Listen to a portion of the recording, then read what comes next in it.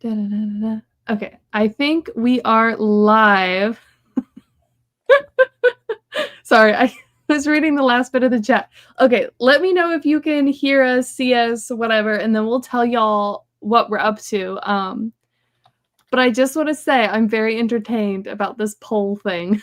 Because no, I normally don't do polls. We did polls during the what was it when we were coming up with the world building scenarios? Because like it was the scenarios for the world building guide, and like someone wasn't Bavilia, wasn't it you that had to set up the polls for me and put them in the chat because I couldn't figure out how to do it? That's what we're living with here, people. Let's see. Okay, you can all. Okay, it was you. Yeah, I thought so.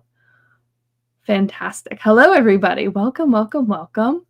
Oh my gosh. All right. So I feel like this is the first stream of a new little series while we're working on the, I guess, like naming language family tree that's probably going to be a little bigger than naming languages for Pillar World.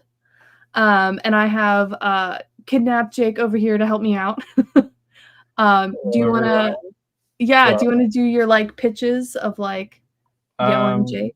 I can do. Hi, I'm Jake. I feel like most people in the chat will know who I am. Yeah. But in case you're watching this later, imagine. Mm-hmm. I'm Jake. I am usually found on my channel with Miles. Let's have a boober. And am I? Yeah, I can put. Someone can put a link in there. Anyway, so it always feels weird to say this. I am a professional conlanger, but it's not my day job. I have been conlanging for, I mean, not as long as the Davids of this world, but like a fair few years now. And we have a live stream on Tuesdays. You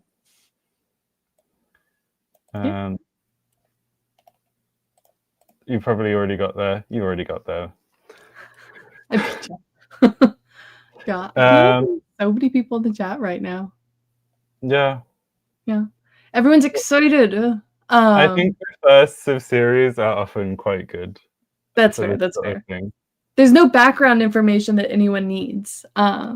Yes, Tuesdays. That's tomorrow. Y'all are streaming tomorrow. Oh my gosh. And then who else is here? Well, we have George of Conlanging. I feel like I'm embracing my inner David a little bit. Who like shouts out everyone in the chat, which I always forget to do. But Conlanging streams on Saturdays at a time that I don't remember, but it's vaguely morning for me. So check that out. It's 2 p.m. British Summer Time, which will mean nothing very soon. Yeah, I want to say it's like 10 or 11 a.m. my time, Eastern time or something. We've got Aaron, we got Miles, we got Seb. Yeah. We got Nemo. Yeah. Oh, hey! It's a David. I was embracing your, like, saying when all the other streams are of the week. I feel like we just need to make a graphic that we can pop up for everyone who, like, streams conlanging stuff just so we don't have to remember. Oh, my gosh. Yes, 8 a.m. Central Time on Saturdays, 9 a.m. Eastern Time. That sounds more correct. Okay, so I realized I have this up. But I should probably, like, tell people what Pillar World is and what we're doing first, right? Yeah. That's probably helpful. I think that would be helpful. Okay. So the game plan right now, right? If you've seen my stuff, I've done some, like, basic naming languages. I've done the spell language, which turned into more of a real conlang than I expected it to. But I'm of the baby conlangers, and all of my stuff so far has been very like in isolation. But for the next world building project that I'm working on, which is mostly what I've been doing in with my Patreon stream. So anyone who's a patron will be very familiar with Pillar World.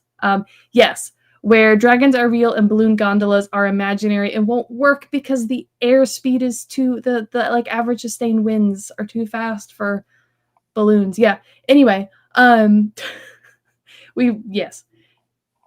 Anyway, so the idea is that people have come to this world from one place, right? So from an Earth-like equivalent and have been dropped onto Pillar World in like I think we decided like 12 different spots. I think we have the numbers somewhere. And then from there, some of them migrated out into different regions, but I think we ended up with like 20 cluster regions, and each of those cluster regions is going to have its own like I can pop a useful image in here if you're like the cluster diagram. Oh yeah, do that. That'd be great if you have that. I was gonna pull it up, but then I couldn't find it. Okay. Yes, this is it. So this is a map roughly of where the clusters are on Pillar World that we have. So you can see we sort of like labeled them, and they're mostly isolated. So all the languages will sort of develop there from the seed language as they do. And we made a little genealogical diagram showing the migrations of the little family tree things. I don't know the right terminology for literally anything. Yes, it is all one super family. Yes. So I obviously know nothing about like family trees and languages. I don't even know. I know nothing about any of these things or like how language changes happen over time. Like my best experience is vaguely following along with the diacritic language game that Miles ran with the festival, which was amazing. And that's like the most experience I have with it. Hence, Jake. Oh. Covered in red string from a detective show. Yeah, we're gonna make the funny thing is that like in our world there are all of these theories about what like the one original language family would be like, right? And so basically what you have here is that we know what this one original language would be like, and we can kind of see what we want to do with it. Okay. Nemo, this is a very real question that I have. So, I think that we'll try and do a tonal language at some point. That would be fun. The important thing to also keep in mind, which if you've seen much of my other conlanging stuff, you'll probably be familiar with this, but I intend to use these in my books, right? And so while, yes, I will hopefully make audiobooks at some point and then people can actually pronounce stuff to an extent, but also the way I portray things for the book, how they've been translated, right, is going to be very like, what's the right word? Like very English approachable for a general English speaker to look at the, what is it? The romanization, the orthography, whatever that word is, but to be able to pronounce it reasonably well. Yeah, so we're not looking for something where the result is very difficult to go between the romanization and what you would expect. So the romanization, we worry about it when we it's not worth worrying about romanization until you get to the end. Yeah, just know that some things might get lost in the romanization process. Well, we'll see. Okay. You have more faith in me. Things are absolutely going to get lost. That's maybe a good point to come down to the diachronic conlanging 101 section, which I never finished, but I can just add to it as we talk. Okay. Okay, so do you want to... If you go to the tabs, there's a section that's called Diachronic Conlanging 101. Whoa. And we've already agreed that this is actually 102. Although, no, it's conlanging. It was conlanging 101, then 102. But this is diachronic conlanging, which makes it a completely different course. Okay. Um, yeah, languages have a history, and this is one way of basically you're showing you're working out.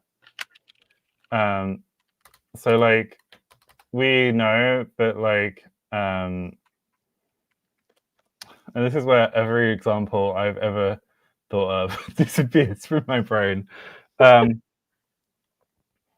um, so things like semantic shifts are often quite good.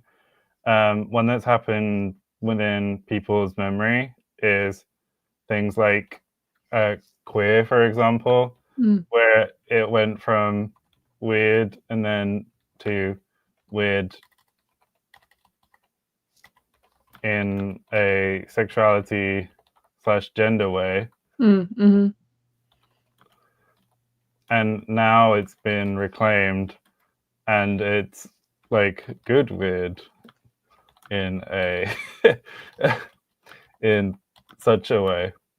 And these days, like if people use queer to say that something is like weird or strange, they usually are, well, people don't so much. Like, so words will take on new meanings.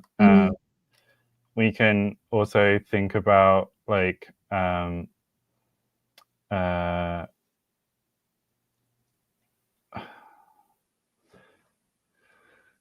trying to think of like all of the examples I can, and they're all just like leaving my head. I mean, gay is one too, right? Yeah, like gay, happy, going to gay, like queer, but whatever. But like it also happens to sounds. So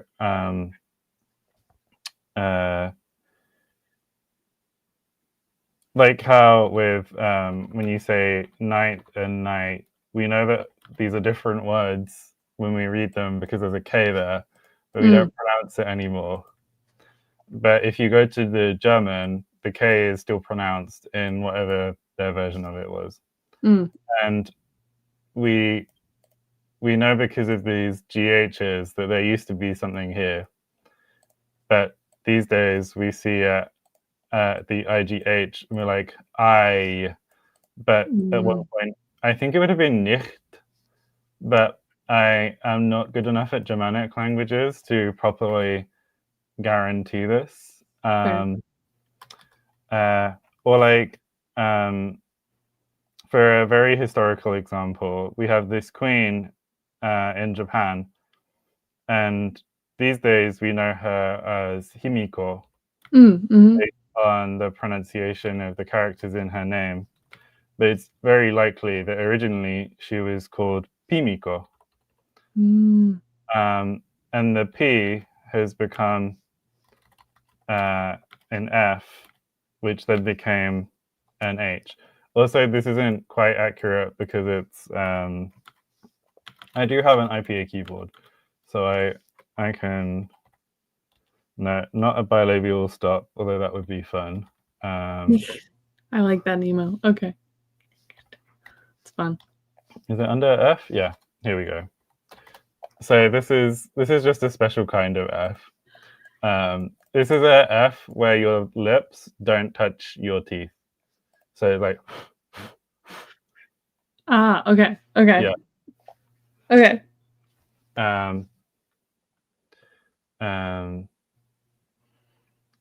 So so we know that these words have come from somewhere, and we can also tell that like this he p word might be related to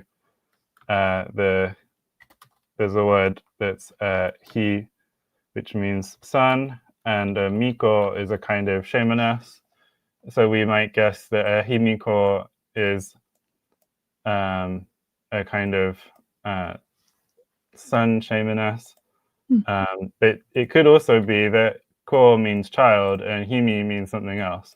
And so there's layers to language and how it changes basically. the next thing is that, like, I'm sure you know a lot of this, but like language has form and meaning. It's not all that common that one informs the other one. Mhm. But basically, we can just go for words that, It's like onions. yeah, it's important to remember that it is ultimately fairly arbitrary what the sound of a word is. Um, oh, I already talked about sound changes. Mm. There's lenition. So lenition is things like voicing. So like P to V. Oh, this is the dangers of having a IPA keyboard on. Or like K to G. It can also be when a stop becomes a fricative, which is called spirantization. Also, I'm gonna, for the sake of you learning this, I will try and write it with the American spellings. Oh, it's okay. I'm a hot mess when it comes to English versus British spelling for things because I read both books. So that's one of the things that like I have to have edited in my books is that I'll use the British spelling for half the things and the English spelling for the other half, and people just get very confused. So so for example, the P going to the F is spirantization. And then, so this one is affrication, which is like a medial stage. So you know what affricates are. You can just say affrication. yeah. But that might not be the proper word. David will tell us if it's not. Hey, David, tell us when we're wrong. And then this can go to an S, and it doesn't have to go through this stage, but it often will. Okay.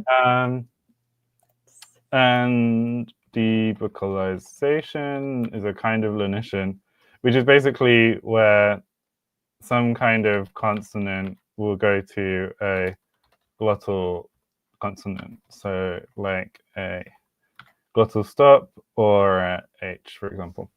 Okay. Which are effectively, you can consider them placeless.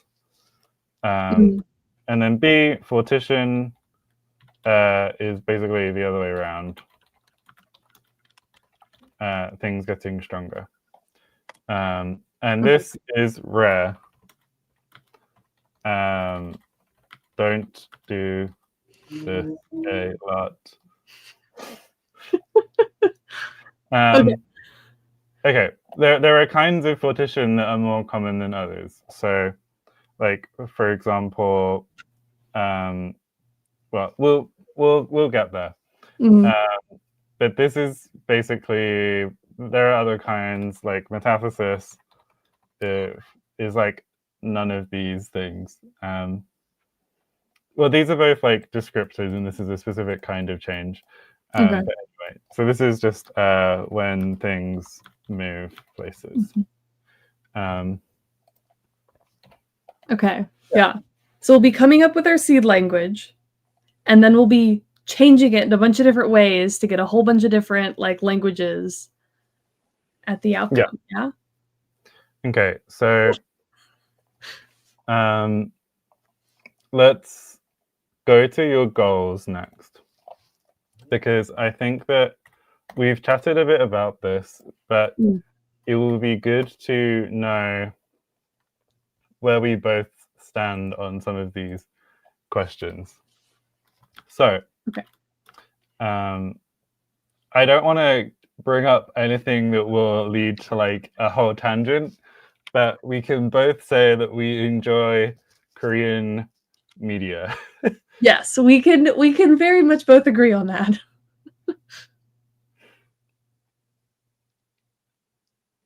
Yes.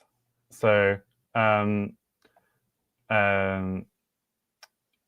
it's important to remember that up to this point, and tell me if I'm mischaracterizing you, Maddie, but a lot of what you've done is you've taken natural languages as inspiration and kind of worked around those phonologies and sets of sounds to create something that is reminiscent of that, right? So actually only done that once. That's what I did for my like Slavic naming language. All the other ones is I kind of just took a like one of the like IPA charts, but with only the English letter versions of things, right? I took that, and then I can't remember whose video I had watched about like some of the rules for how to remove sounds. So I would try to remove like rows or columns or things, and then when I was doing this for the world with the spell language in it, which has 4 different naming languages in it in addition to the spell language, I mostly just tried to choose things that would be very, very distinct. So I kind of started with one that I think was vibed off something. Like I looked up a sound chart and was like, okay, let me start with something vaguely like this. And then I picked things that would all sound very different. So even if you only had like 3 names in the book, you'd be like, oh, that's clearly a name from a very different place. And that's kind of what I did there. Mm-hmm. Okay. So when I asked Madeline if there was anything that she wanted, the answer I think was kind of, I don't know how to say what I want. Yes. And so then I thought the easiest thing was basically to take a different approach and say, let's just take some natural languages and we're using these as broadest inspiration possible. And part of it is that some of the process is that then you find things along the way and you either keep going with them or you drop them. And so I have some ideas for what these will turn out like. The Korean one, I want a back unrounded vowel. And I don't know how we're going to Romanize it, but I think that that will be good. Okay. This is like the vowel. Okay, yeah. It's just UH or OOH? No. Yeah, how do you remember it? I don't know. So, problems for later. In names, you often see it as U consonant. So, but in revised romanization, these are the vowels like and Okay. But no one can look at these and really know what's going on. Right. Yeah, so we'll have to figure it out as we go. Mm-hmm. So then we'd also talked about this one, and I think this is what we're going to go with first. So you had suggested Italian-ish first, and then you said Latin. And I think that Latin-inspired conlangs are basically like overdone. Oh yeah, that's Like, I and don't there's disagree. good reasons for it, I know. But like many people, when they try and invoke like a sense of like an old language or of like magical properties, they draw on like a Latin or ancient Greek inspiration. David thinks you're being too kind. Yeah. I think that I tend to be a little more afraid of wholly alienating people. But anyway, I'm gonna ceremonially delete the word Latin off here. That works. Okay, so I think that going for something that is reminiscent of Italian, I love not I was about to say intimidating Italian. No, I love imitating it because I think that there are particular qualities of the language that are really fun. So we're gonna have a lot of and yeah, as Tinglish is saying, Geminets. Yeah. And what's the Korean-inspired vowel harmony that Nima was mentioning? So, Korean vowel harmony is kind of funny and weird. I I think that I think that vowel harmony is something that we should do at some point. But basically, the way that we would do it would be we would make a vowel harmony system that is kind of very neat, something like what Turkish does. So Turkish vowel harmony doesn't really have any loose ends or anything. I mean, there's some stuff that comes from loan words, but for like Turkic roots, like it all just kind of works. Korean vowel harmony is kind of messy. It doesn't. There isn't like the fact that you have to call them yin vowels and yang vowels should tell you that there's not really a good phonological reason why they pair up the way they do. Okay. And if you go far back enough, it makes sense. But that won't read as Korean vowel harmony. So I would suggest that if we look at these, I always think that the first thing I do with a language family is usually the one I'm most attached to. You can like place these languages for now, while we're just working on phonology and we're using roots that will be common to all seedlangs. If we're not making words that are specific to certain archipelagos, you can replace them because there's nothing like we're absolutely not doing well. This area has more mountains, and so they're going to have adjectives. Or this area has higher humidity, so this is where tone should come from. Absolutely no, we're not doing any of that. That is some linguistic bullshit that people enjoy, but it doesn't really work.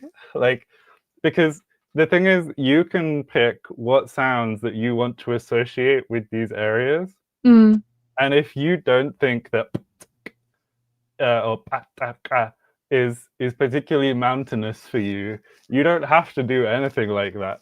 Okay. Right? Yeah, fair. There are very good reasons why these things happen, and none of them are based on the environment. So anyway, I think that we should go with her. And okay, well,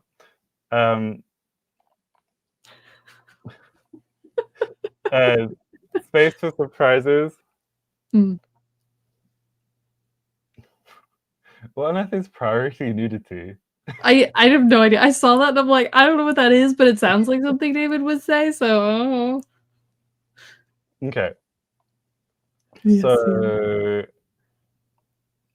I'll come back to choices later. Let's go down to let's talk about the phonology section first. Okay, so this here is how do you feel when you see this table? I feel dread isn't quite the right word, but a slight level of uncomfortable, like, oh, okay, we're here again, you know?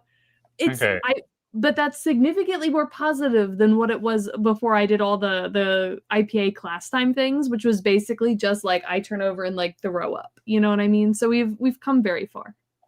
Okay, I'm gonna put some emojis in. Yeah, and I remember those are the only ones that I could really help you with. But I remember most of the like I'm pretty familiar with how it looks with like the English letters in it. The thing that always confuses me a little bit is remembering the IPA characters, but I'm getting better with those. So, Well, these are all IPA characters. yeah. And only this one,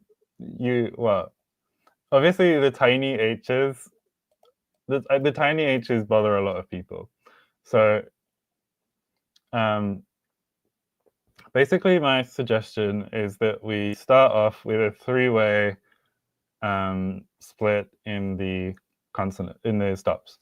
Okay. This is gonna, for anyone who like knows historical linguistics well, this is gonna seem very Proto-Indo-European. So Proto-Indo-European doesn't have this set. They have a voiced aspirated series, or it's what's reconstructed.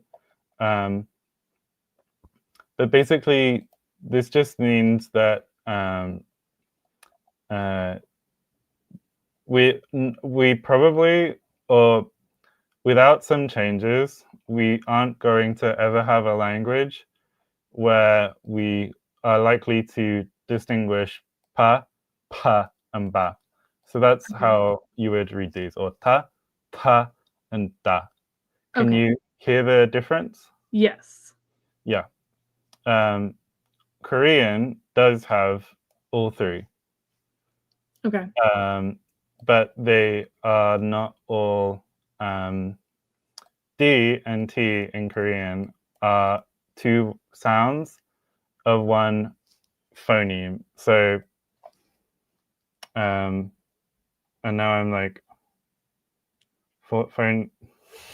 Because also the other thing that people at home should know about me, I have only ever taken 1 year of linguistics classes at a university, and I did the whole thing in Spanish.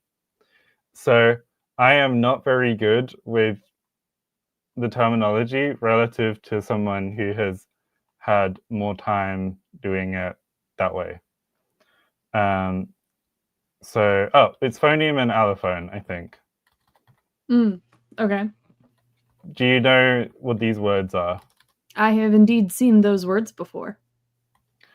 So the phoneme is like the original one, the model, but also only maybe exists.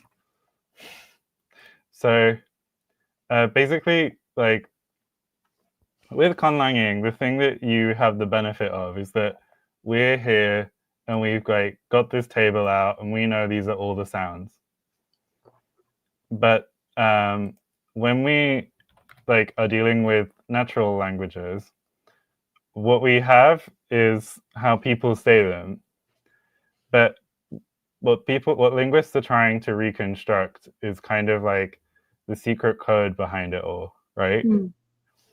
And so if some people, like we in English, we can have a word like pat and a word like bat, and we can hear that there's a difference and we know they mean different things. But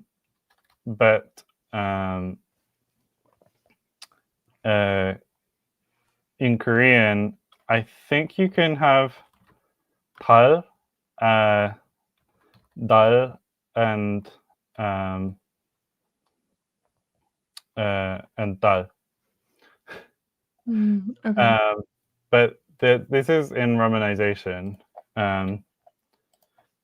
But if you put a vowel in front, you would only ever in romanization have a difference between a tal and a dal. No, you could also get a dal. That's a bad way of explaining this. Please forgive me for my shortcomings, you and everyone at home. Anyway, basically, we'll make this easier by getting rid of some of them in interesting and special ways, and everyone will cheer, and everyone will love us. Okay? What is the latter example?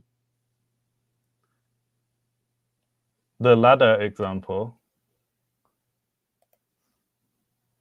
I don't know. That's what Miles said. Use the letter example. I don't know. Everyone will cheer when the central vowels don't die this time. Is this about ladder and letter? Oh. Oh, maybe. No, American English scares me, and I'm not going to touch it with a pole. There's a whole thing where, like, because I go between two realizations of like coda T, right? So, like, if we go back to the bat example, I'd either say bat or I'd say bat. Mm. But no, I don't think in American English that's one of the weird cases. It's like in butter, where in American English you'd say something like butter, right? Depends where you're from. I say butter. Okay, like, but you don't say it like there's a T there. But Butter? I'm not good at these examples, guys. It's okay. Let's just leave it. But basically, allophones, the ones that come up and are not distinct versus another one. Okay. That's a really I horrible. think I understand. I think I'm getting the vibes of it. As long as you've got the vibes, we're fine. We're vibing. Okay. We're good. So fricatives, S and H. I don't think they're that hard. No. Okay. Nasals. You remember this guy, right? Is that? I feel like every time my first thought is that it's the like NY sound, like the ny, but it's not, is it? It's like the further back one, I can see right? why you would think that, because it looks like if you put an N and a J into the same one. And they like, it looks like that.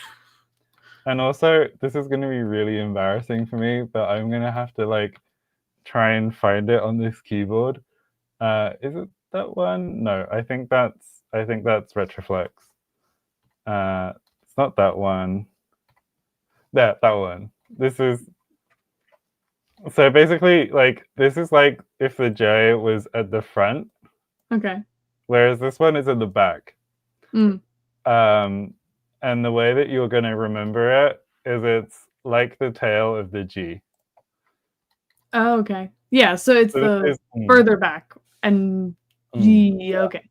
Yeah. Something. Yeah. Okay. We'll talk about this more later. Then we have an L. Well, yeah. Just L. And I can't pronounce trills, so I'm not going to say it. And you can only do that funny one that's like down here, right? I can sort of do a normal trill, but I'm not very good at them. But yes, I have my party trick trill. You have your party trick trill. We don't need to see it again. Moving swiftly on. Okay, this is like going to be more of a test. So I want to remind you, and I know I think I always tell you this, and I feel like I always am slightly shocked by how you pronounce Spanish in the nicest way possible. But other than this guy, I am always just like, you pronounce these like they are in Spanish, right? Okay. So like I'm gonna like put them like meh.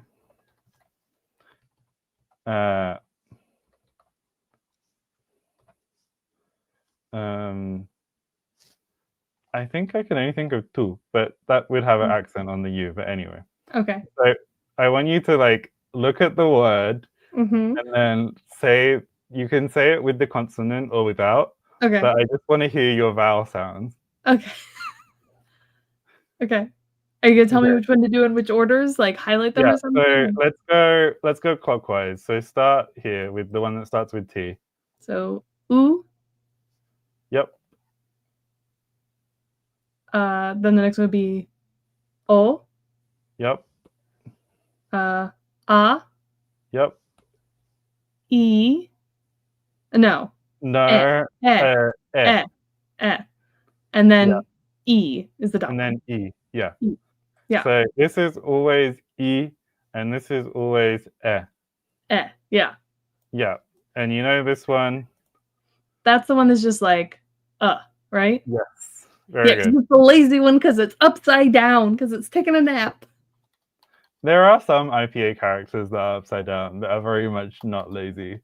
But we won't worry about those today. Yeah, don't traumatize me too much for one day. Okay. So Nemo. uh so I made that. So Mhm. this my idea for where to start without kind of Maddie having to worry about what was going on. Um, I would say that like this um, this there's a lot of consonant, like there's a lot of stops, which I think is more than maybe a reduced set would usually go for. Mhm. But in reality, there isn't too much that you have to worry about. Mm. We gotta be a little weird somehow. There's time. We always, if you start off with it being really weird, you don't necessarily have space for it Mhm. to get weirder. Fair, fair. Whereas this way, we you'll find things that you absolutely hate in your conlang, and this way you can just get rid of them. I like it. Okay. So if anyone is interested in my reasoning, I have it all mapped out here, basically. So, so for the Korean one, I thought that probably we'd use the. Um, you see, I put maintain distinction there. I think you could get away with having all three, although not really. I think you'd probably end up just keeping either the tenuous voice. So tenuous is what we're calling this top set of consonants. Mm. So these are the ones that don't have a puff of air. And like voiced consonants are the ones where if you feel your throat, you can feel the vibration there. Yeah. So this is like neither of these things. Mm. So tenuous, like I think it just, what does tenuous actually mean in Latin? I assume it's Latin. It means like thin, fine, or weak. Thin. Yeah. So yeah, but it's just used in linguistics. There's not really, no one's talking about like, oh, my hair is very tenuous at the moment. Like, yeah. Anyway, that's just what this means. Otherwise, you Mm. just call them like voiceless. But both of Mm. these are voiceless. So Okay. yeah. That works for Um, me. Um, okay. so one of the reasons why I thought we'd go with this Italian-ish one, and I'm gonna get rid of the Latinate, Perfect. because the one thing with the Latinate stuff is that people assume they want to know which bits are the roots and which bits are the affixes. Mm. So like I feel like the classic example is High Valyrian, right? Mm. Like that is very obviously based on some like ancient Greek and Latin inspiration, and the words have similar shapes. Whereas my goal with this is that we're going to achieve some of the features of what, at least to me, Italian sounds like. Yeah.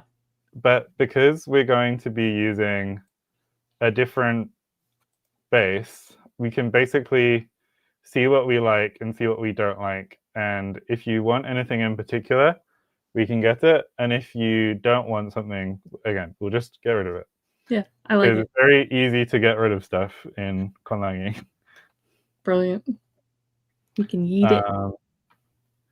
So I talked about stops, palatals. So palatalization is a kind of sound change where a stop, usually that's either alveolar, so your ta, da, sa, na, la, or velar, so ka, ga, nga. It basically, if I put in the table, so the y sound is right here, not there. It's not a palatal trill would be terrifying. I don't think it's physically possible. I mean, maybe for like a different species, but we wouldn't be able to pronounce it. Well, I think if you were going to call it a palate, it wouldn't be trillable, because basically the palate is just like part of the roof of your mouth, right?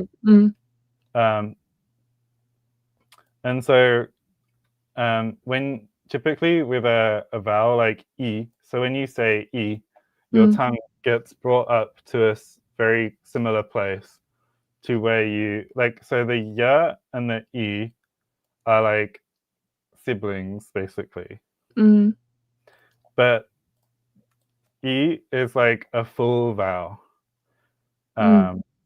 whereas y is like basically she doesn't get the sun, like the starlight. She's like only there to like accompany a vowel. Okay. I feel like Miles would have like a celebrity reference that I know would work. Well, I don't know like 99% of celebrities, so it would probably Okay. be less good for me.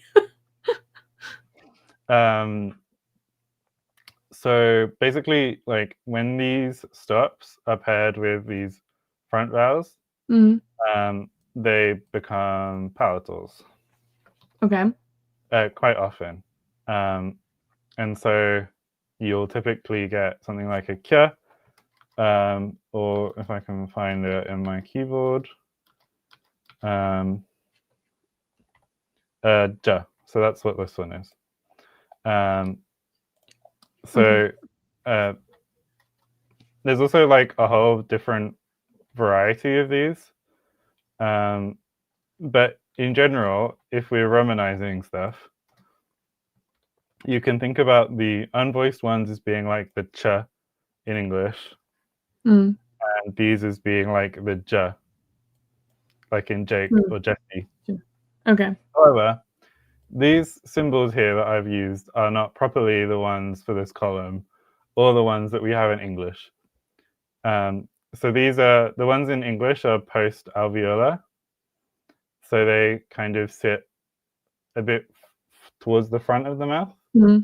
And these ones are like pure palatal, or like there's a better word for it, I'm sure. So it's like a kya or a kya. And as a fricative, the post-alveolar will sound like sh, but these ones will sound either like x or like h, but depending on whether it's sibilant or not. So sibilant is just like in simple terms how much it sounds like a s. So s is sibilant and th is not sibilant. And it's like there's a whole thing with blowing air against your teeth or whatever. Anyway, it's all very complicated, and I don't want to get into it too much. Okay. I'm curious what people have been commenting. Well, apparently a lot of people were trying to do the palatal trill and made very horrendous noises, but then apparently they are a real thing with death metal vocalists. Speaking of death metal, I did see an interesting book that's going to be coming out soon, which is basically going to be talking about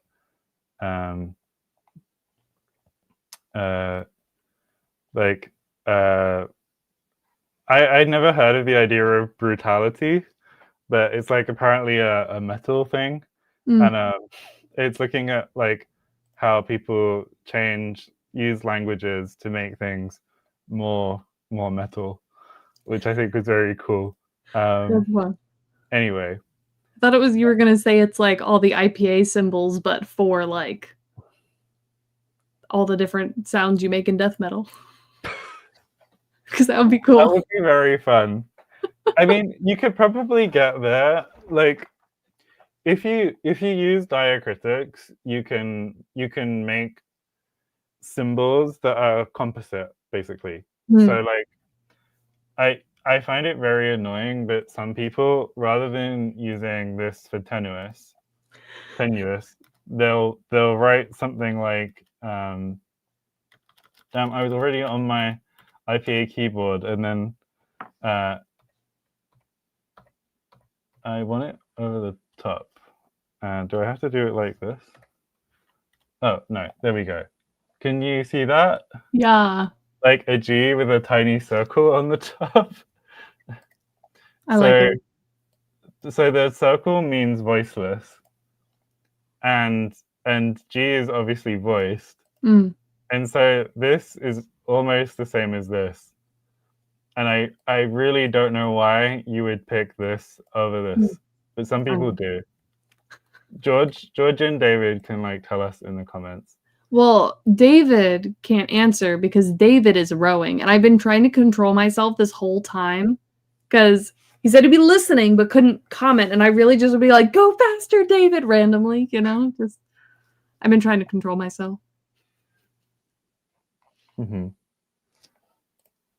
So I want to talk to you about power tools later, so I'll leave this here. But actually, we might as well talk about it now. Okay. So I had been thinking that the question really is for this Italian one. So one thing that you can do is basically say that T and D will become sa or ts and z in certain environments. So it was really how much you wanted these like ts and z sounds and where you want them, because if we did this and then we also have palatalization, that means that all of the ts and z we make will end up like ch, not that one. Let me. Do you recognize that? That's the ch. This thingy is the sh sound, right? Yeah. So sh. I'm trying to find the zh, and I'm failing miserably. Oh, it'll be here. Yeah, here we go. Ch J. and zh. Ch. I mean, those don't bother me. I do like t, and I do like ch. Z. That's also fun. And z and j. J. J. J. We have this in. You can say my name. It's j. J. Oh yeah. Well, okay. I was overthinking it. I was trying to like. Sometimes when I try to think too hard about where I'm making sounds, it becomes a hot mess. These ones you can also romanize like k and y. Ooh, I like that. That helps me. So like, but you get these have a wide range of how exactly they end up being pronounced. So like I think when I hear Hungarian, I hear them like k and g. But in some languages they're more affricated and they come out like k and g. Okay. And in some they're more like k and g, like they're closer to k and g. And then some people will even use these for t and z, which I don't understand because I think that they sound really different. But if it makes sense that that's the underlying form, I guess that's fine. Anyway, I'm gonna try and stop rambling because we're already like an hour in, and I feel like I think we're making some progress. Yeah, I mean we're late. Today is all about foundational work and starting to get a vague idea. And then next week is just me and I'm going to be trying to figure out all the things that we're going to like all the common words we're going to need for things and like some of the cultural whoozy bits and stuff. Yeah, this is just getting so that you don't look at the IPA tables and run away. Yeah. We're trying to prevent tears. Yeah.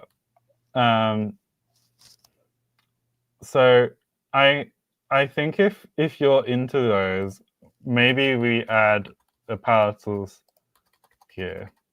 Okay. Would you rather have we can have kya and gya. I think having them be the true palatals is easiest because we can always just push them forward if we need to. But it's harder to go from like a cha and a ja to kya and gya. Because this is the other thing with sound changes, is that many of them are more common in one direction than the other. Okay. So, and I have to put a little, yeah, that did not go well. Is that right? Yeah, here we go. This is looking closer to Quechua now, which I think is bad from my part, but anyway. Quechua is a language that I love if anyone doesn't know me. I'm looking at David's comment in throw it under the bus. And when I look in this font, the way that they have written the two vowels is not. They both look like R, and I say this vowel for David again. Yeah, ah. I think you could be slightly further forward, but I think you're not saying like if I say park, you're not saying ah, are you? No, not aw. So it's kind of like a middle A sound. Yeah, that's what it should be. I think you're doing fine. Thank you. Thank you. Okay. Take that, David. Only rode 3,000 meters. I have no idea what 3,000 meters is, so. I don't know either. I don't know why I'm trying to do it in my head. At one point I could have done, I had to do it for my, like the most, like my highest level of maths was achieved when I was 15. And then I never studied it again. I mean, I took Calc 2 3 times. I never understood how Americans get taught maths. Me neither. Hence why I took Calc 2 3 times. When I found out like what you call algebra, I'm always like, is that really algebra? Oh, the formulas? Yeah. No, I know that bit's algebra. Oh, yeah. But the other stuff, it feels like there's so much other stuff that's like, yeah, anyway. It's fine, it's fine. Okay, another question, voicing distinction. Okay. I think that for us, it's easier if we never have an F or a V to begin with. Cool. We can easily get an F from this P. It likes to go to F. This is what happened in Vietnamese. So, you know, when we see this thing that's like written PHO, I think people are fine with this being F because they know it from Greek, right? So like, oh, that's a F. And then they see and they're like, pho. And it's like, no, it's pho. And it's because if I go to my Vietnamese keyboard, it's like there's a little horn there, and then the horn also has like a little quiff. So yeah, that's how you would properly write for. But anyway, when the Portuguese people were in Vietnam, or Vietnam didn't exist yet, it was like Tonkin or whatever. Okay.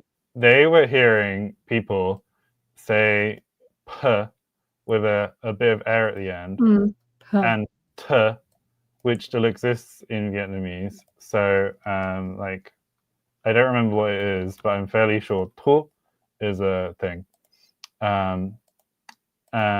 And they're like, oh, that's the same as the difference, like because it could also be "to" in Vietnamese. And then the Vietnamese do the coolest thing, and they copy what happened in Greek, and they have this sound become F. So yeah, that's why that's like that. Sound changes. Okay. The one I wanted to ask you about was Z. So Dead. Korean doesn't have one ever.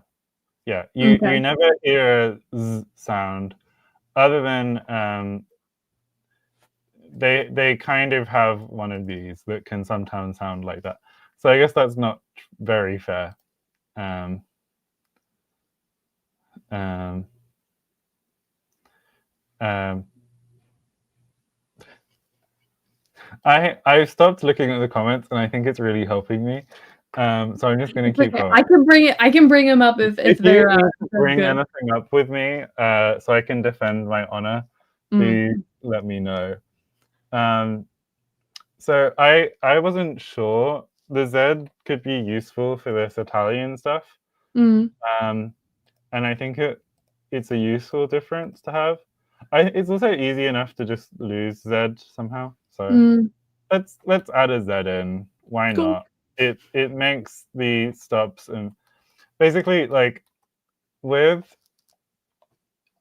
voicing, the general pattern is that if you have both of these, like if you have a voicing distinction in fricatives, it's very strange if you don't have it in stops. But if you do have it in stops, you don't have to have it in fricatives. Also, that's all just based on natural languages. So if you weren't trying to emulate that, then you can go ahead and do that. Okay. Nasals. So I was looking at this, and one thing that Korean has that Italian doesn't is a lot of So I think it's quite. You have the unfortunate stereotype of Chinese in particular, where they'll be like, "Oh, ching chang chong" or whatever, and it's not great, but also it does say something about the perception of the sounds of the languages in the area, which is that having the coda engma, the ing, eng, ang, ong, is something that I think it would be strange if you didn't allow it. But we don't have to have it in the proto language. So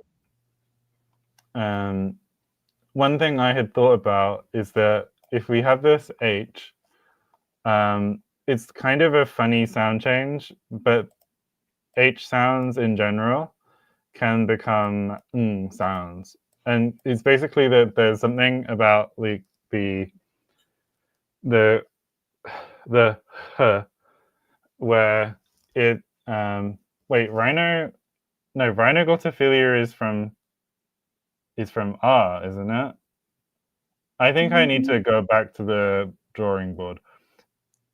There's some HENG stuff, but now I'm kind of worried. I don't know. I'm gonna do more research. Okay. Anyway, I'm Miles gonna was ask. saying maybe rhinoglotophilia, which just sounds like a really weird disease, is the reverse NG2H? Perhaps. Noki. I think it's just the connection between the two. I Um, don't know. so More research to be had. so yeah, so they have an example on Wikipedia, which is always right and never wrong. So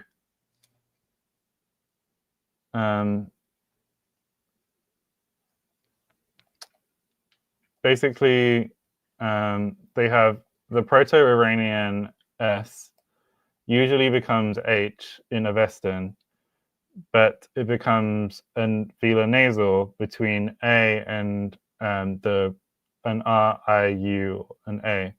Okay. So in Sanskrit, you have a word astra that in Avestan is angra.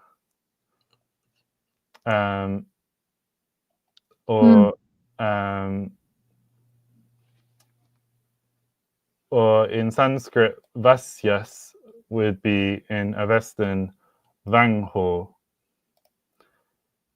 So there's just like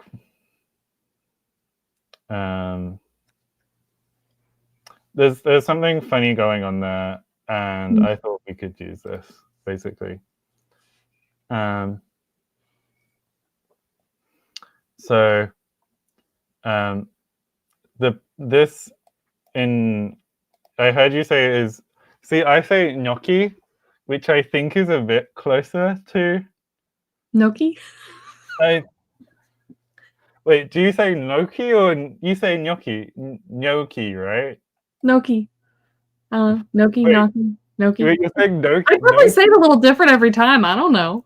My pronunciation for things is not consistent. Horrific. Absolutely horrific. I thought I heard you say it the first time and I was like, oh good, you know how to say the word. And then I hear it the second time and I'm like, I'm very inconsistent with okay, things. I'm gonna like really tune in.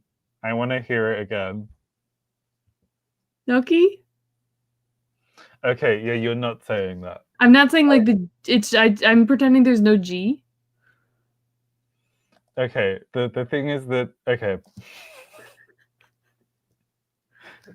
I'm trying to think if like Exactly, David. Exactly. David says, I think many Americans say it's in the little Lee slashes, which I don't remember if that means it's IPA or not, but NOKI. As it becomes more common, that will pass. I don't know. I think you underestimate us Americans and our ability to be stupid about stuff. like in the UK, most people will have to study French at some point, and in French, it's the same as in Italian, where this sound is like the nya in Spanish. Okay. So it's gnocchi. So to me, the nya sound is very Italian. Okay. But like that was basically just because I wanted to put something in this box. Fair. In my defense, I don't say gyro, so different language. I'm just saying, you know. Yeah, I mean, there's Italian loans in Greek as well. So the word for bathroom, what I would call a toilet, is bagno in in Italian and in Greek, I think. Although I may well be wrong about that, and that's probably from. It doesn't look. It's not coming up, so I think I'm misattributing it. Oh no, they Italian got that direct from Latin, and then that went into Greek. Anyway, there's always lots of fun to be had from just looking up random words. Fair. Okay. The trill I thought was important, so I added that in. Before I just had a single rotic, so just I was probably gonna make it a r, and then we'd find some other way. But I think it's good.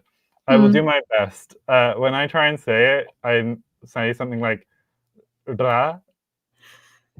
Okay. Yeah. Like ra, ri, ru. I mean, yeah, mine's not great. I struggle to like incorporate it into saying words. Like if I draw it out, I can do it, but like I tend to just like tap my R trills more so. I really want to look at the stress with this because I think that's very iconic. And yeah, so the schwa will die. We're not having schwa. I mean, to be fair, like Neapolitan has a schwa in, I think. So I don't know how much you know about like languages of Italy. I went to Italy once and learned like 5 words to say in Italian. That is what I know. Yeah. So basically,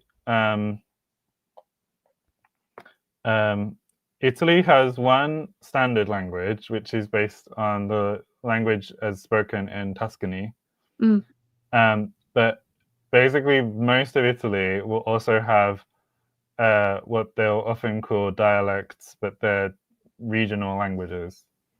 And so Neapolitan is one of the largest ones, and they have a lot of schwa from unstressed vowels. So it doesn't sound to me very un-Italian to have schwa. Hi, Jonathan. I'm glad I looked over at the right time. Had to make bread. We rank below bread. No, that's fair. Bread's good. It's fair. So yeah, I have my idea for the schwa, and I really want to do a 3-vowel system branch as well. Because I think 3-vowel systems are very fun. Okay. Is that just they only have like 3 vowels? I don't know. Yes. Okay, cool. I'm on board. I mean, they only have 3-vowel qualities, so they could be length or something. Okay. Something like Arabic, or although Arabic isn't perfect. Yeah, I think everyone is very excited about this 3-vowel system, so.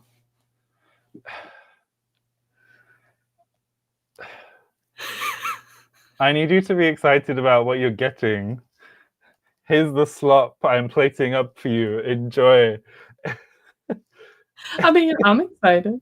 Yeah. So my problem with all of this, right, is like, I feel like you can sort of see a vision, or at least hints of a vision, and I see nothing, right? Because like, I don't know how any of this works. I don't really barely even understand how to pronounce anything I've ever conlanged before.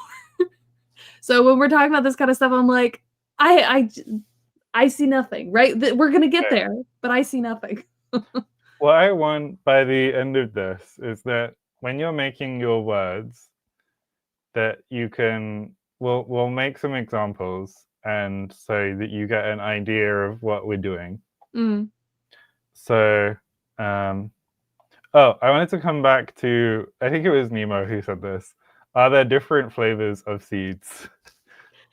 One thing I am thinking would work would be that if we really want something different, then what you could do is kind of go you could say that one of the seed populations, like you'd said before, maybe they had a different accent or a different Yeah. Like if you dialect or imagine something. like New York, like if we took all the people from New York and like let's say none of the people are actually like, you know, they've predominantly speak another language, but let's say they're all predominantly English speaking as their main language, but maybe like some of them like live near like Chinatown or, you know, Little Italy, right? And so they have these other little influences maybe even if they still predominantly speak the Let's one go language. let's go with Pyongyang. Pyongyang Okay, is the largest city I can think of where I can officially say that I think most people speak one language. there we go. Perfect. Um, so Killer world will die in a day. No. some people would have learned English at school. Mm. They learned British English, which I find very funny. Um, and some people would have learned some Russian. Um,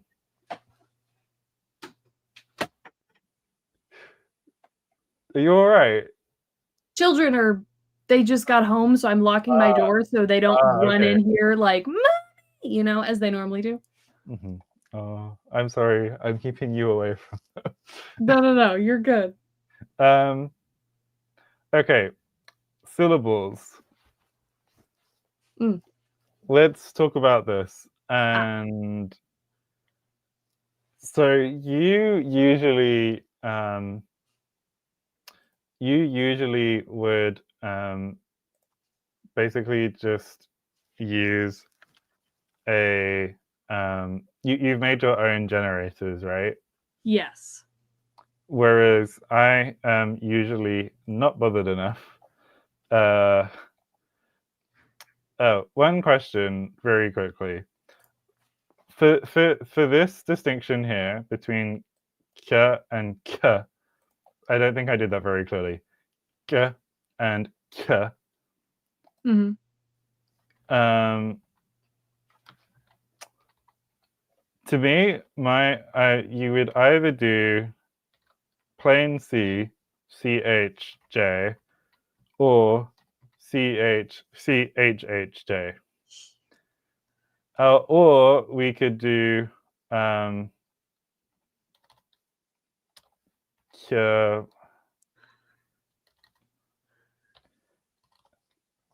I feel like that's really ugly. Um, or I really don't like that. We're not doing that. I think this may have been why I got rid of this in the first place. 'Cause you didn't like it. I don't Uh, mind the KYH. It kinda although Jonathan is crying about it. Well, not maybe not actually crying, but at least very sad. I really don't think this looks nice. I mean, that's fine, we could do something else. Like, I don't know. I don't know what we're doing. I'm just Okay, here. would you prefer ch and like do you what's more visually appealing for you? I mean, does it really, like, do much for me? But Okay, we'll do it like this. You have to remember how this one sounds though. how does it sound? Ch. Yeah. Or if you want to pronounce it like for the purposes of the proto language, if your dialect has ch and ch and j, like I am fine with there being some allophonic variation there. Okay. Like if that's a thing that's gonna happen, that's fine. And to be Mhm. honest,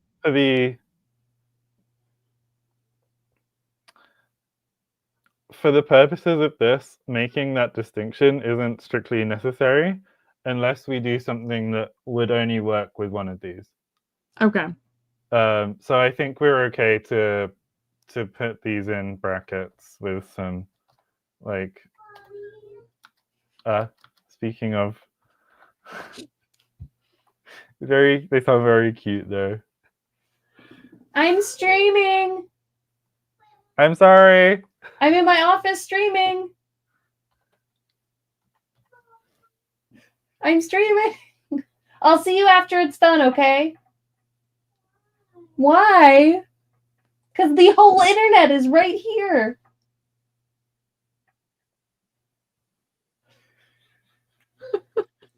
Oh, I don't know if you could hear her, but I was like, I'm streaming, and she was like, why? People who are asking about why am I romanizing the proto language, it's literally only so that we don't have to worry about always having to use IPA everywhere, because I think that having IPA everywhere, especially if you're not used to IPA, I mean, you could argue that like you're not going to learn if you don't use it, but I think that like Baby steps. baby steps, like I'm going with what I think will be easier. Mm-hmm. It does mean that if we have to be clear though, because as soon as we start using J here, it means that we have to use Y here. Mm. I mean, I will say, so the whatever that thing is, these guys, right? Yeah. These actually make more sense to me than these do, because I know this one and I know this one. So I know those characters. So that works for me. Crazy that Jake is single-handedly ruining the lives of Madeline's children and screaming it. Thanks, David.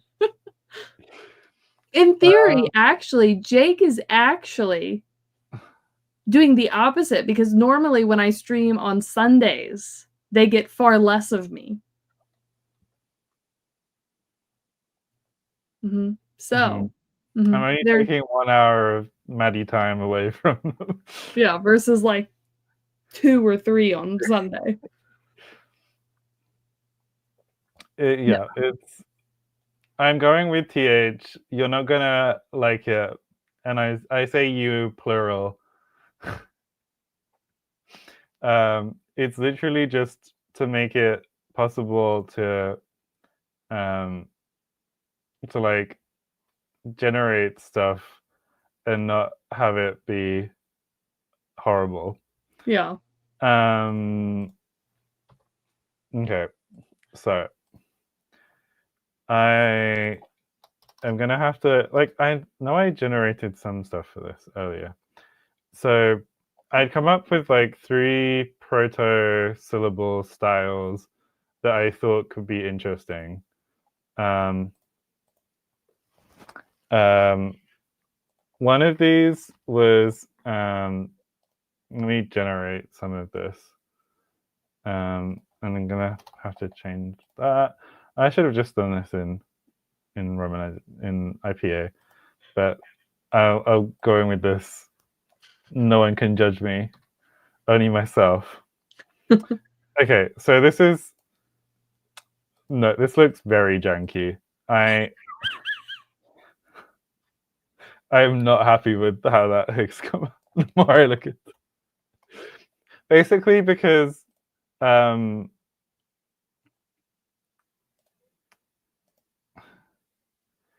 if I need another bracket somewhere. So I think that will help. I have no idea what you're talking about, but oh, everyone's unhappy with me.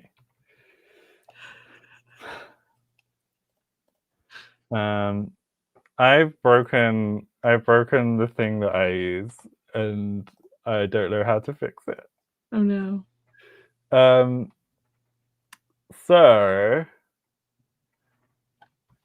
and also this isn't showing, so it's not even interesting for people.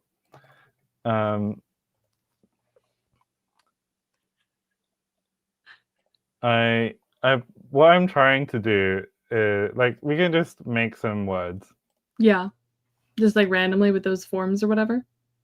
I know that at some point I just sent you a bunch of forms, and I can't. I actually, if I look up the name of the generator, it could come up. No. Maybe. Okay. No, I haven't. Lovely. So this would basically mean that you would have a syllable, like a consonant, optionally. So like P or D or S or R. And then you could either just have a vowel, so like P, I, E, A, or so like this would mean like P, de, sa, do, or ro, or like allowed. Okay. But you could also, and I'm going to use IPA. Like I think that if we're doing the palatals as their own thing, I don't think this actually makes as much sense. Okay. So because this would basically be how you account for having more j and s and sh, because you can get sh from swa. It happened in Korean. So I'm actually going to say we're not doing that one. Cool. So I shouldn't have worried about trying to make it happen. So this next one, it's because my generator stopped working. This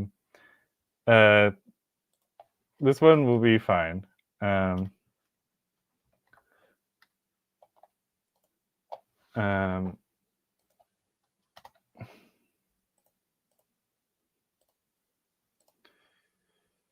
Oh, that's disgusting. This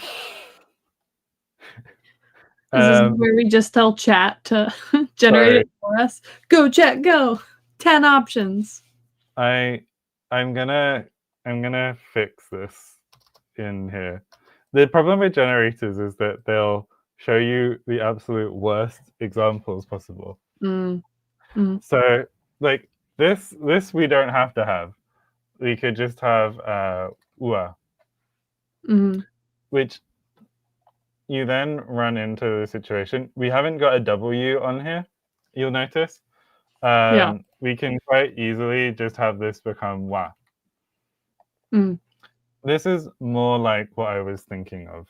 So I think this is quite nicely formed. I'm going to say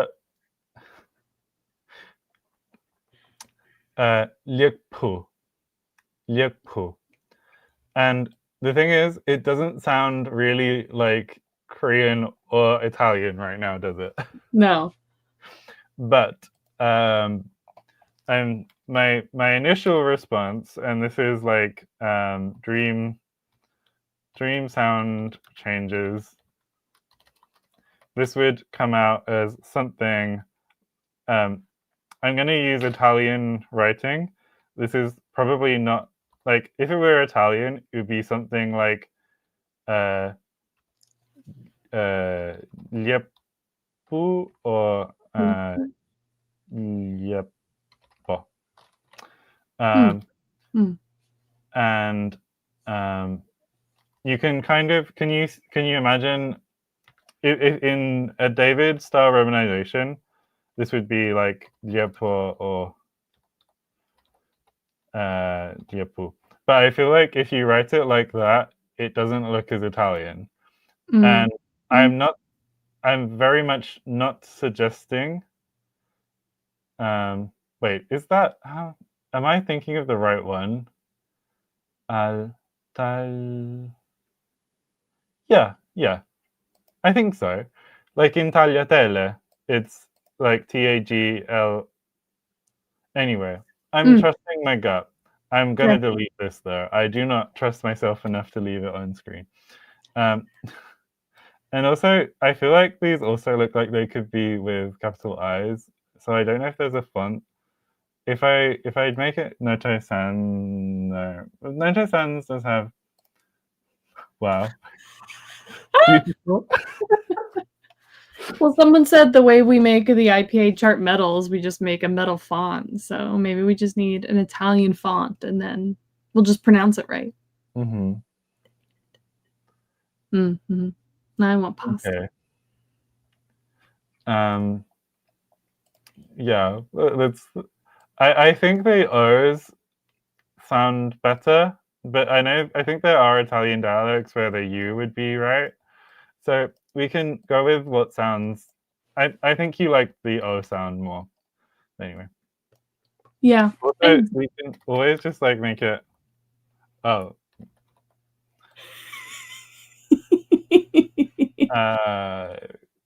No.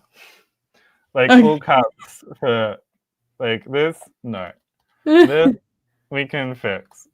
So like Neya or Neya. Hmm. I'll put it in the right brackets. Mm. So like Neya, I think Neya to me, I think you wouldn't have to change it a lot for the Korean one. Mm. Probably we'll see what the vowels do. But anyway. Mm. But for the Italian one, I also think that sounds fine. Tumut. Miles like that Again, one. what a funny sound. Yeah.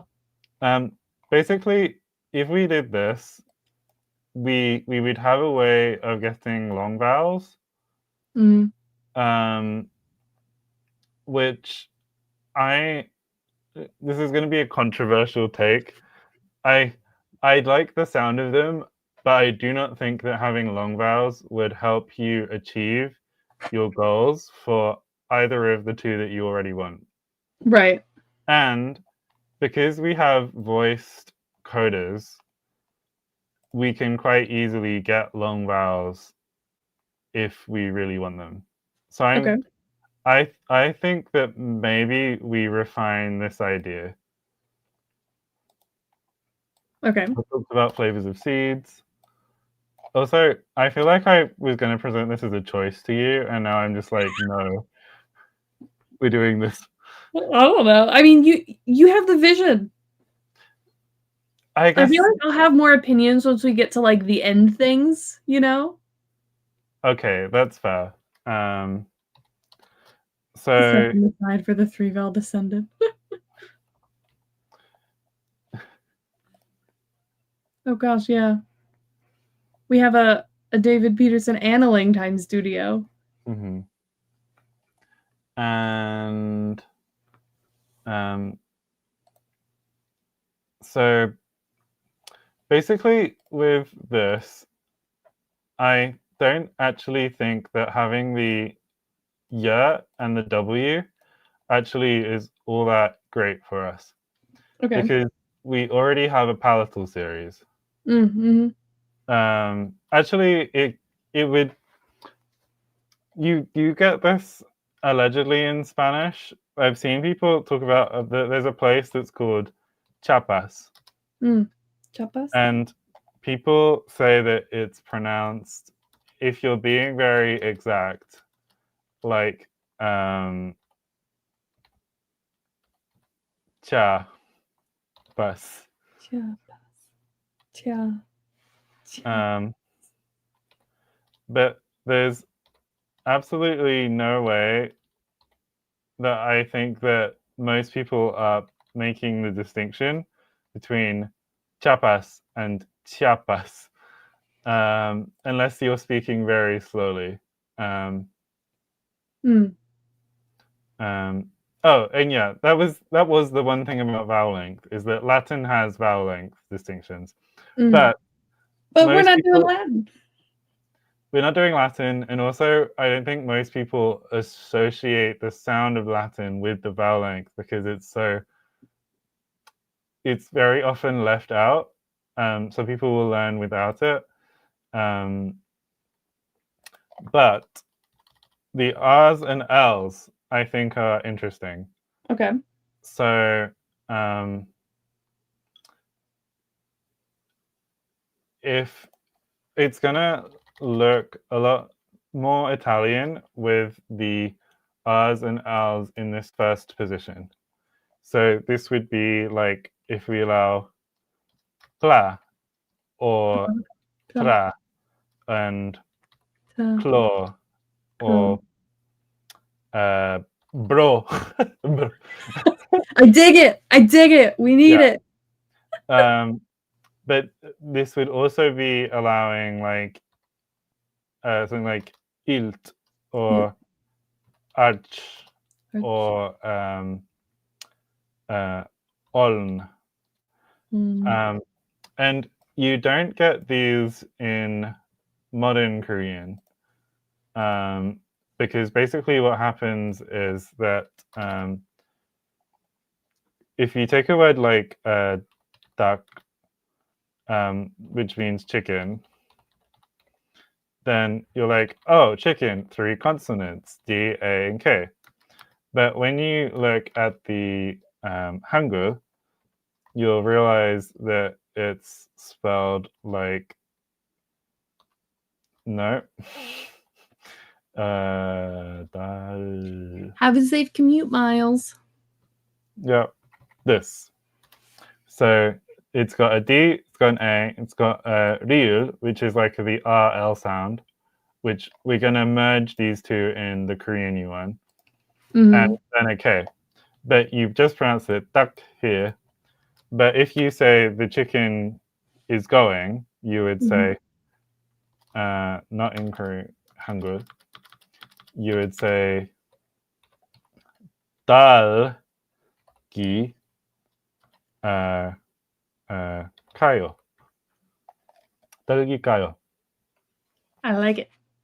And the L or R sound pops out basically because it's no longer basically the historical cluster can uncluster. Okay. And I feel like these sounds, like where you get dalgi or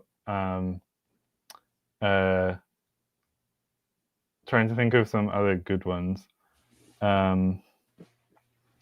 Like it would basically mean that like for example with our aspirated consonants, you can pronounce aspirated consonants at the ends of words. So it would be very licit, like it would be allowed in some languages to have a distinction between a like tak, and tag. Tag. And now I'm trying to think, like in English, you could have dog and the word doc, and you can hear the difference there, right? Yeah. But we wouldn't have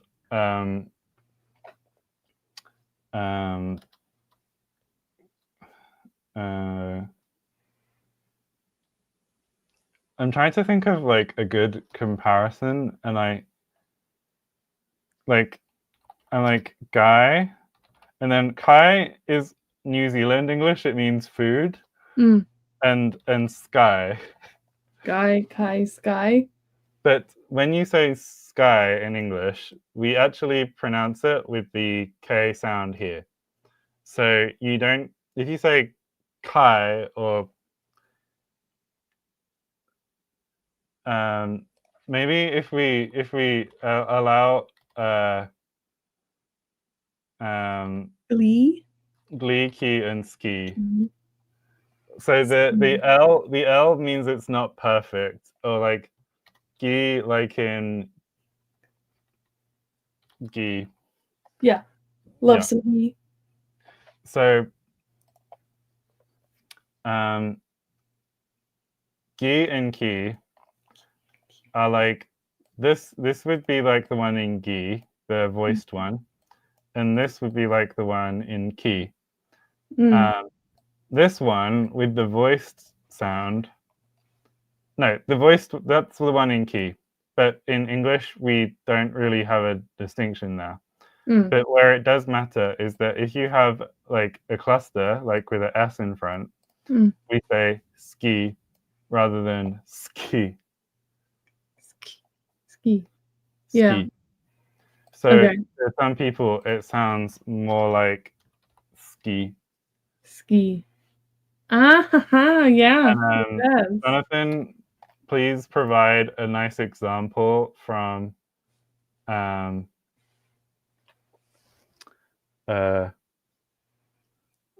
Welsh, because Welsh has this stuff where um, the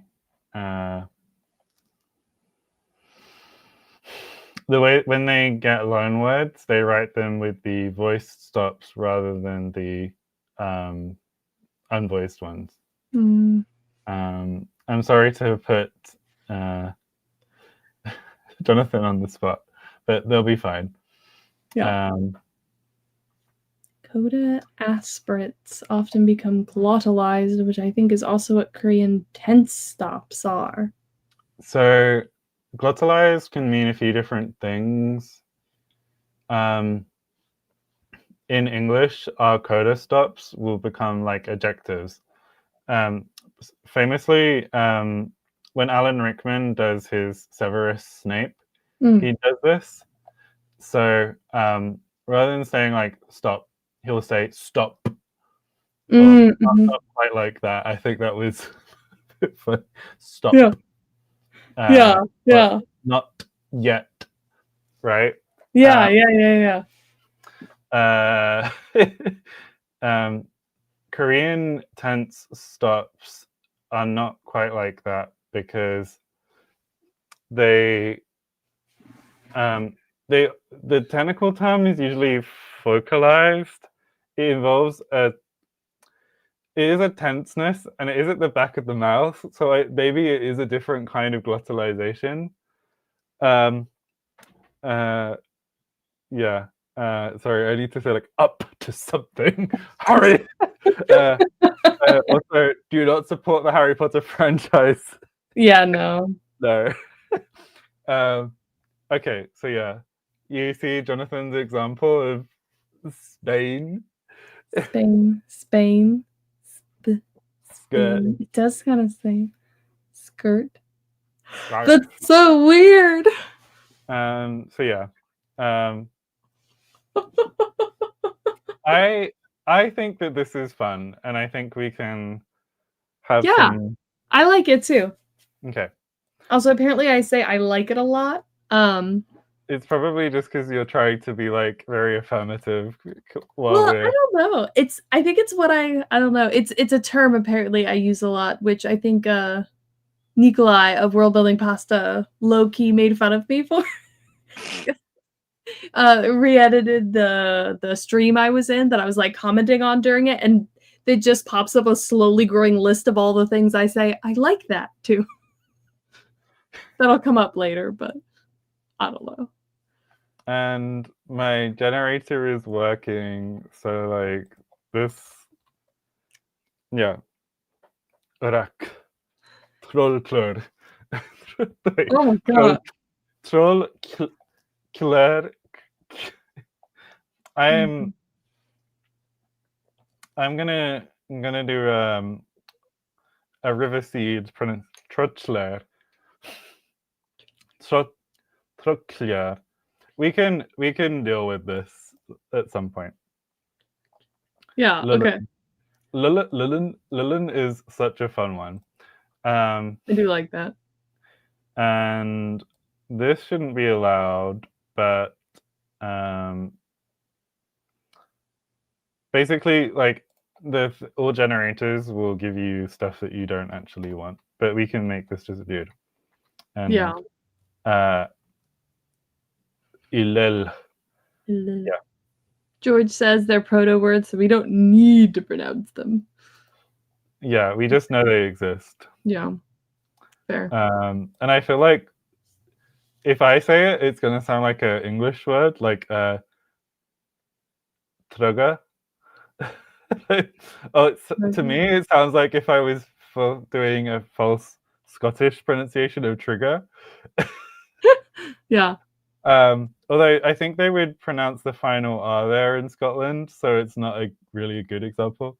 Also, this word So remember that this isn't th, this is t. So it'd be plebler. Ah, this is so good. Oh my gosh. And silkrib.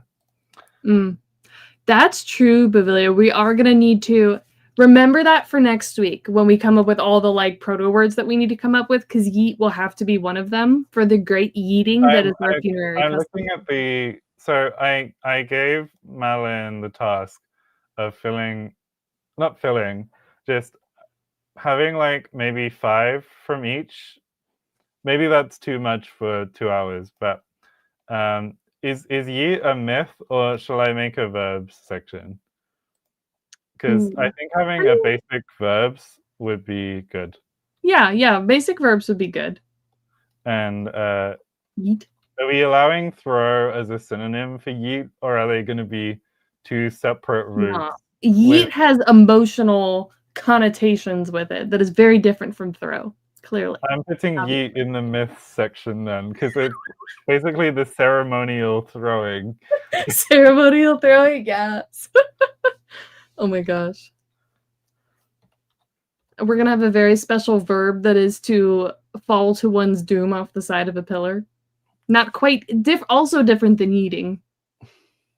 It's an unintentional yeet. And also, like, just kind of, if you make forms and they don't quite match what we've got up here, don't worry about it. Like, we can always come back later. Oh wait, just to be clear, when I'm coming up for words for next week, right? I'm not just coming up with like, oh, we're gonna come up with something that means throw. Like, I'm actually supposed to come up with like what the proto word might be for that. You do what feels right. Well, no, if you have an idea, please write it down. If you don't, you can leave it. Okay. And also, if you want to make word lists, that will be very nice. But if you wanted to write a little sentence, that would also be fine, if as long as it's like, because we know that the people are going to be put on very well, not all of them are hot and humid, but within the equator, right? The equatorial tropical belts for the most part. Maybe Mhm. like a little, but like, yeah, in there. But like, if these people have come from somewhere that's like if you imagine that they arrive and they have like a word for spring, summer, autumn, winter, it could be that the high ones are called winter pillars and the low ones are summer pillars. Yeah. Because from their cultural perspective, like, that's how they understand the different regions. And so just having like, also, does it make sense for them to have a word for the ceremonial throwing if that's something that develops because they're on the pillars? The answer then becomes maybe not. What you can think is, if you know you want this word and you want it to be, there's also, if we think about the diagram, one thing that is particularly important is actually that you can't have anything that is originated in the pillar world be in this proto language, because once the people are transported to the world, they are never all in one original cluster, right? Yeah, so that'll all develop separately. Yes. So the things that they'll call for like different things would be different. So yeet probably would be different. Yeah. Yeah, but that's, you could, like, let me get in my religion building head. Like, so basically, to have the yeeting be a common cultural thing, you would need a precursor to the yeeting. Yeah. Like if they had the like boat send-offs or something, that would essentially become the yeeting in this world. Because there is no ocean to send off your dead. It is just, even if you put them in the water, they are going to thus be yeeted off a waterfall. Is that what you're thinking? Even something like in I think this is in Varanasi. It may be in other areas along the Ganges. Like people will ceremonially put stuff in to the river, and if they arrive on a like, you basically just need some kind of more generic sacrificing tradition. Yeah. And I feel like it would be easy, like if you had a word for to sacrifice into water. Like this is one of the things if you were doing the conlanging for the sake of sheer naturalism, you would often go back to the simpler roots. But I don't think that for the purposes of your story, if there are key ideas that you want to be consistent, well, not necessarily, they're not going to stay consistent, but like you want to say, well, before they got here, they did this. You can't, like, making a route is going to very much like, again, it's not super stable. We can take it in different directions. But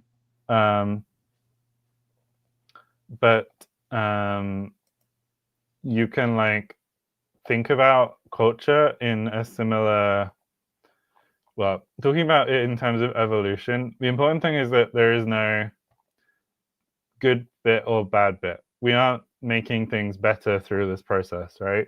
We are watching things change, and it's evolution in a very random sense. Yeah.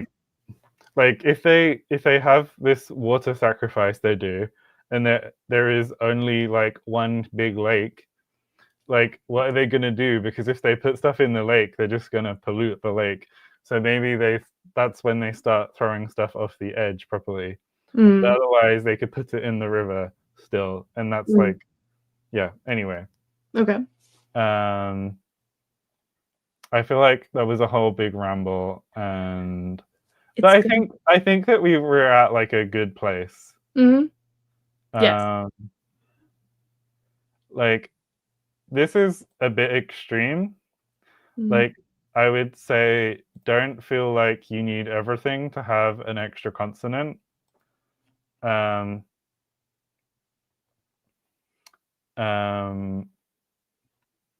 Also, I mean, it's kind of interesting. Like if we have the H, right?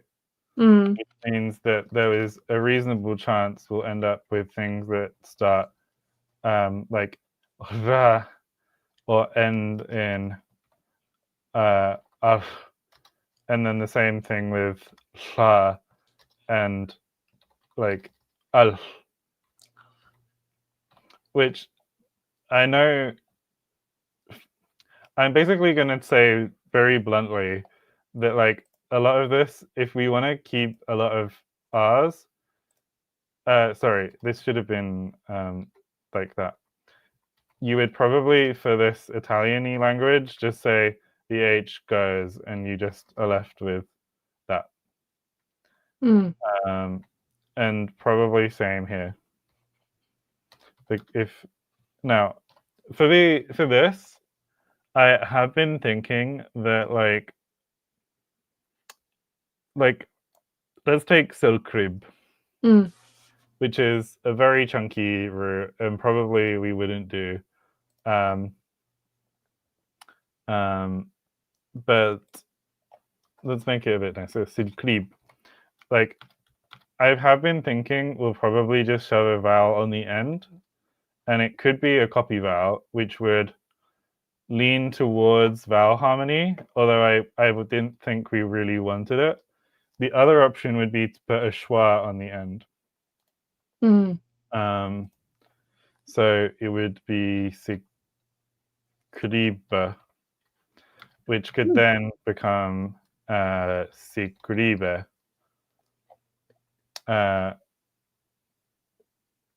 The thing that's making this sound not Italian is the stress. So with 5 minutes left, we can make the very important decision of how stress works. Do you want to have to calculate it? No. Okay, so you'd rather have a fixed stress position. Yeah, probably something pretty simple and basic. I'm thinking. Like, I haven't actually done stress before because, again, I pretend that nothing I conlang ever has to be pronounced in the real world. So, Okay, so Italian, obviously, it actually has quite a few prosody patterns. Prosody is just a generic word that is like includes stress and tone and intonation. Mm. And I don't actually know how to represent it properly in. I know how to do the IPA, but I have completely forgotten how to represent it for feet. I think that you use again something That's to look up. true. And I've already pre-ordered it, David. It'll be here. I'm excited. No, October 1st is going to be a Fiat Lingua article. Oh, well, okay. Yeah, Now I know. Fiat Lingua comes out on the 1st of the month. Yeah. Oh, okay, Yeah, okay. Jonathan's there as well. Yeah. Well, I vaguely know what's going on. Let's go with what's your favorite letter of the alphabet?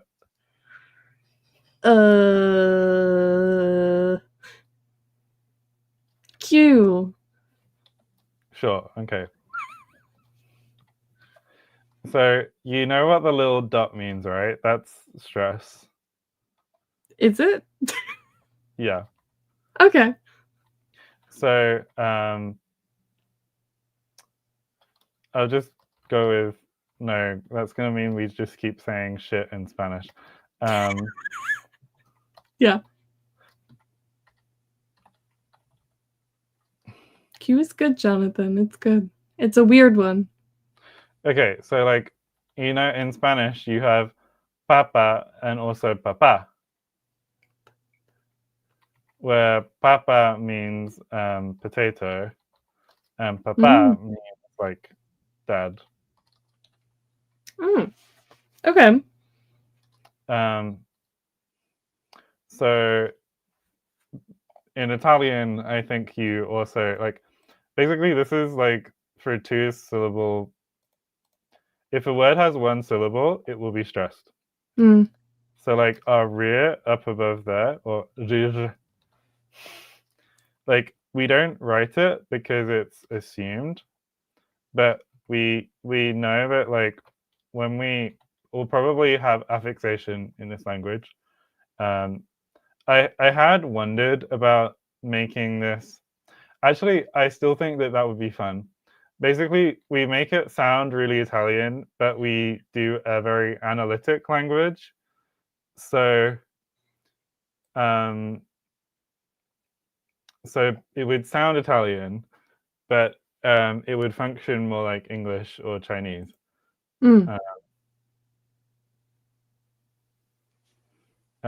Sorry, yeah, it should. Caca's more like poop. I just don't say poop all that much. And then, so where things to me sound really Italian is when you get into things like papa, or I think that there may be like a fitting thing. So feet is like you basically you group the syllables together, and each one gets stress. So we have this in English, and I'm trying to think of a good example, and not a single one is coming into my brain. I'm just going to make up something. Like, I'll go with Macapaka from In the Night Garden. I don't care. So, we're at time.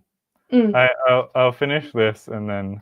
Yeah, and then we'll run away. Yeah, and we'll have Macapa, and I'll do 2 Macapas.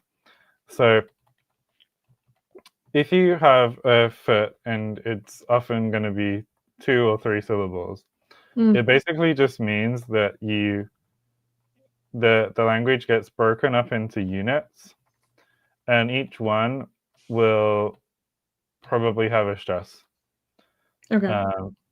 So if you say that the first in the foot is stressed, then this would be Macapaka, right?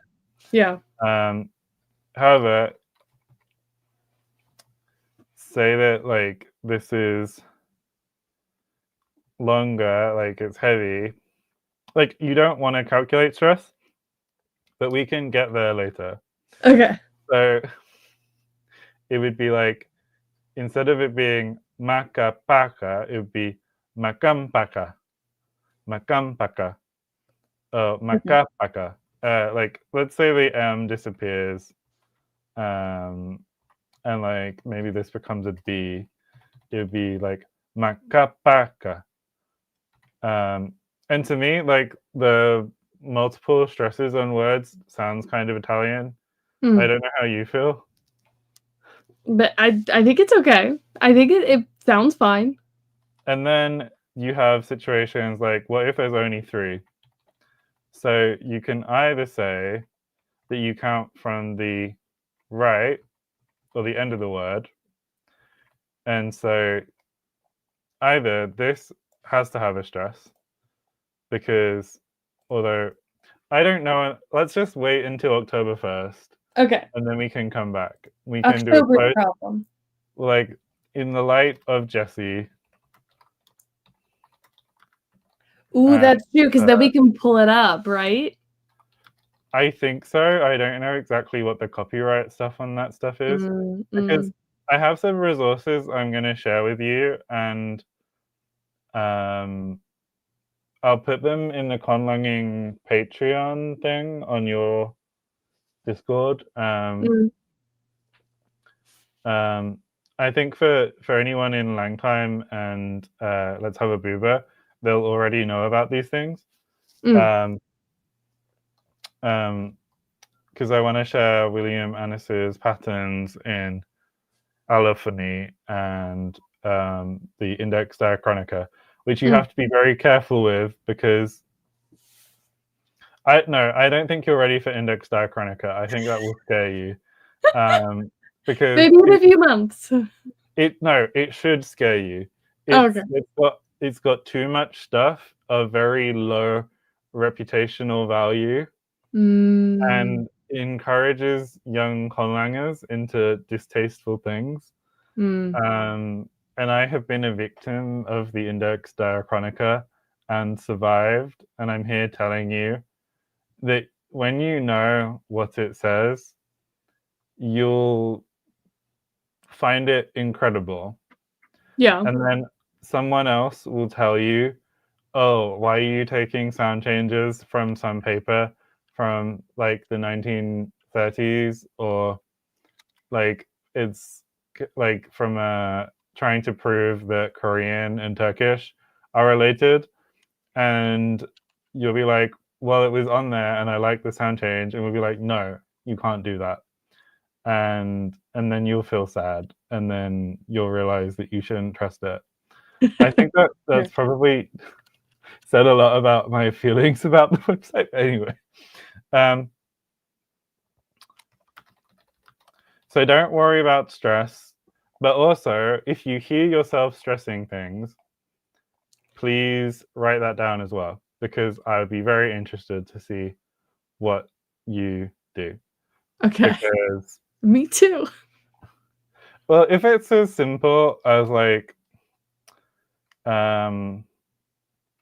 if you have a word pampa and a word papam, would you tend to stress them the same, or would you make this one stressed and this one, or would you go with pa? I think I would stress them both at the beginning. Okay, that's interesting. I feel like an optician. Do you prefer lens 1 or lens 2? I just went to the eye doctor on like Friday, so I can't believe that grown-up Americans call it the eye doctor. I find it so funny. yeah.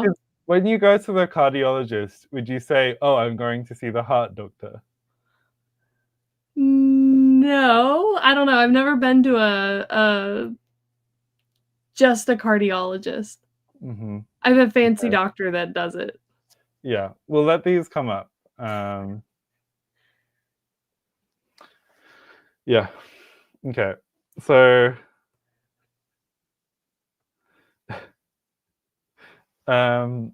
yeah, I think that this is a good place to stop.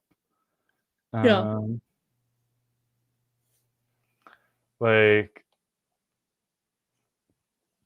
how are you feeling? I'm feeling good, you know. Mm-hmm.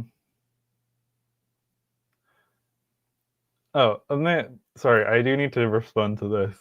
On ear, nose, and throat, we do call them ENTs in the UK, Mm, because otorhinolaryngologist is absolutely terrible. yeah. I mean, ENT. actually, I do kind of love it.